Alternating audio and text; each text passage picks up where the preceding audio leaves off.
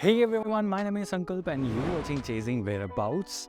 And in this video, we are going to talk about things that can go wrong in your student trip. Now, if you're not sure about student trip, what is the idea behind that, then I already did talk about this thing briefly in a couple of other videos, but just to sum it all up, it's just an economic method of covering places in Europe by doing a bus trip. If you're in Germany, and there are a couple of companies which takes you on a student trip across other places in Europe, and the cost of the trips are dirt cheap.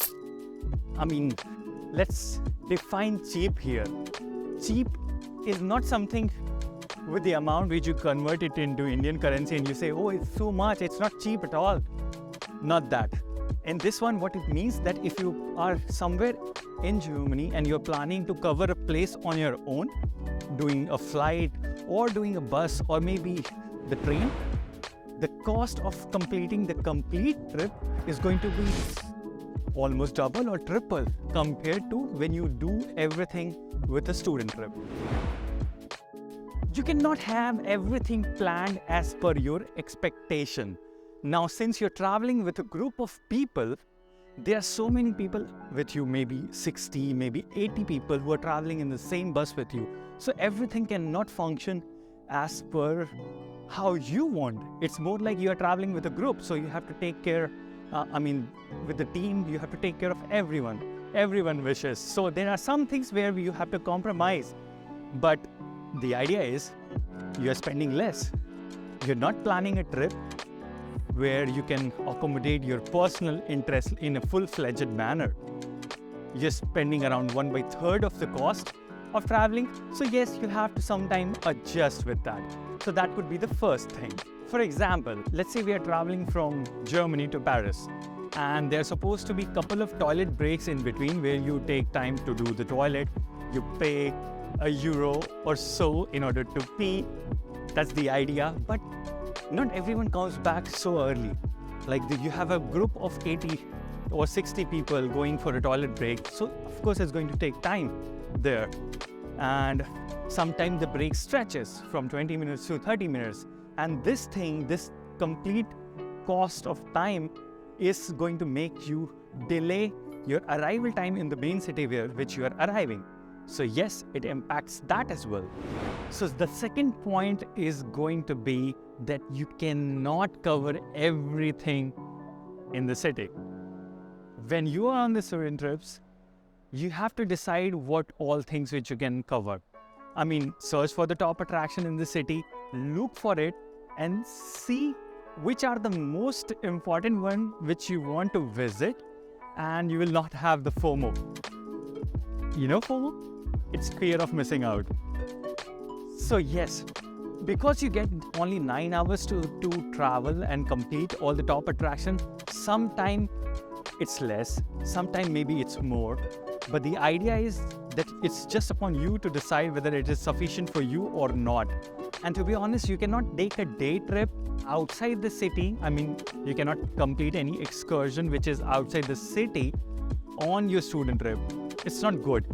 Because if you try to do something like this, you will miss out to cover out the attraction which is within the city and you will waste your time. So this is something which you need to know about. So let's talk about the example for the second point. Now let's suppose you're in Paris and you want to explore Eiffel Tower. Everyone wants to do that. And you have to go on top of Eiffel Tower. You have to do your research a bit. If you're exploring to any of the places where you are in future with a student trip, do a research. Find out all the places which you want to explore, take it down, keep a note of what is required, whether you need a ticket to enter, whether it is open on that day. Nobody tells you. You have to do your research on your own. So talking about Eiffel Tower, you need to get your tickets beforehand. Nobody's going to tell you about that. The reason being, if you are not there with a ticket, you have to spend around 1.5 hours in the queue for getting your ticket, then another 1.5 hours to climb up to the Eiffel Tower. But it's easy when you have the ticket pre-booked online. So that's something which you need to know, and that's how the planning is going to happen. So it could go wrong when you want to cover everything and when you're not prepared. So that's second point.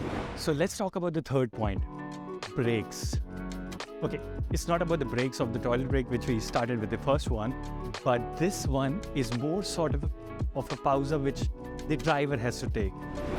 Now, you don't expect it, like you have paid for a trip, you don't expect that the driver will stop every now and then and you are thinking like, why he's stopping? But it happens. Whenever you are on trips like this, there are a lot of breaks, so you have to be prepared about it. So now there is a rule around Germany when you're traveling with a bus or something like that. Driver has to stop, take a pause. They can drive for 2 hours and then they have to take a pay break of 10 minutes, something like me. It's 4 hours or so, and they have to take a break for 10 minutes or so. But yes, the final thing, which is very important for you to know, is the 9-hour break when you are finally in the city which you are traveling. When you are driving a heavy load vehicle which has passenger on it, the driver has to take a final halt of 9 hours. So you cannot say that, oh, this city was so small, we have completed everything, now we want to go back. Not going to happen, because the driver has to stay there for 9 hours. So be prepared for the breaks. And if you're not, then of course this is going to be a bummer for you. So let me talk about the fourth point, which is about accommodation.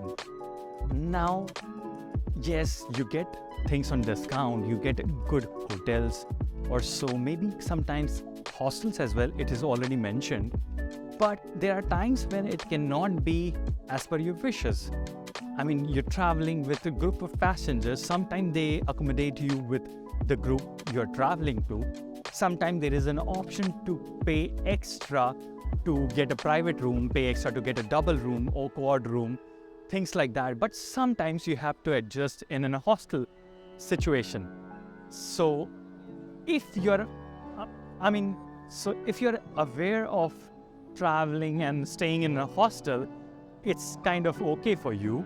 But if you're not, and you're just used to of traveling in a way that you have to stay in a hotel, it's going to be a bummer for you. And I think it can be a shocker as well. But yes, you need to be prepared about this thing. So it's time for the fifth point.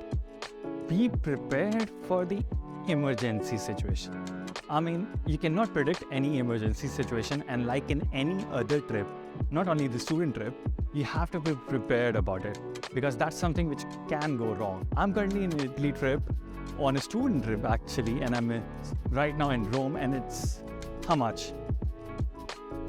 6 o'clock in the evening, and we were supposed to reach here by 12, and unfortunately we reached here by 3 o'clock. So 3 hours delay. And the amount of time which we could spend right now in Rome is 6 hours only. So that's 3 hours less. And we have to live with it. I mean, it's not someone's fault. The problem was the traffic, the problem was with the driver, and the problem was with the border control. So there are a couple of things which could go wrong, and that impacts your trip duration or things. So you have to be prepared of it. So imagine I was traveling to Athens once, and we were supposed to travel to the day next to this particular place, and the flight got cancelled.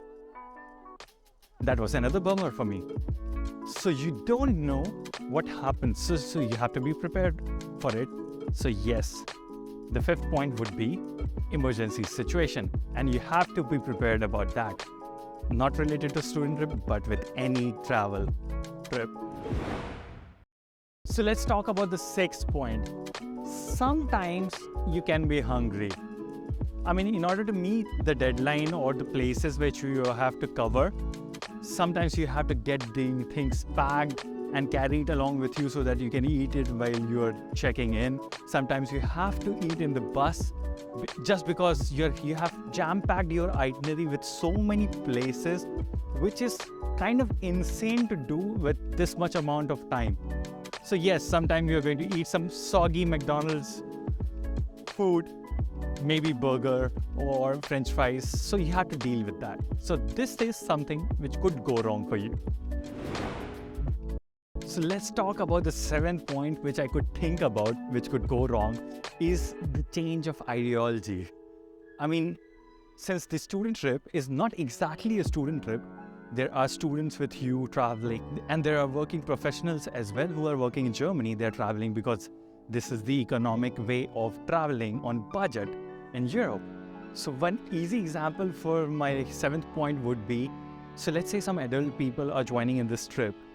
Just because there is a difference in between the energy and enthusiasm, they want to rest, they want to take a nap, or maybe check in early into the hotel and rest, and they opted for this economic trip. That couldn't happen because you have to wait with the group. Yeah, there is a certain time when you leave the city and you go to the hotel, and mostly hotels are almost around the next city or maybe far away from the city center. So you cannot go on your own, and you don't want to go on your own because you will eventually spend up money. And what's the point of coming on a budget trip when you have to spend up money for going somewhere? So, kind of tired right now. But yes, this is something which you need to be aware of. So let's talk about the eighth point. I'm not sure whether it is things that could go wrong, or maybe it is something with your belief when you're doing a student trip. I mean, yes, you have a bus and it drops you to the city, but that's it. That's it about the student trip. They don't take you to each and every monument. They don't provide you services like taking you to the top attraction and stopping there and you can click your photo and then you can travel. I mean, this is not a means of commute in the city. So it is more like city to city stuff. I mean, you book your trip from Frankfurt. Let's say they will pick you from Frankfurt and you're going to Paris. They will drop you to Paris. That's it. Rest, whatever 9 hours which I said, it's upon you how you want to spend it into the city. So this is something which you need to know. I mean, it could go wrong if you have been thinking that they will drop you everywhere, to each and every top attraction. So yes, 8th point is about that. So finally, I'm at the end of the trip, and these were all the points which I had talked about, which could go wrong in your student trip.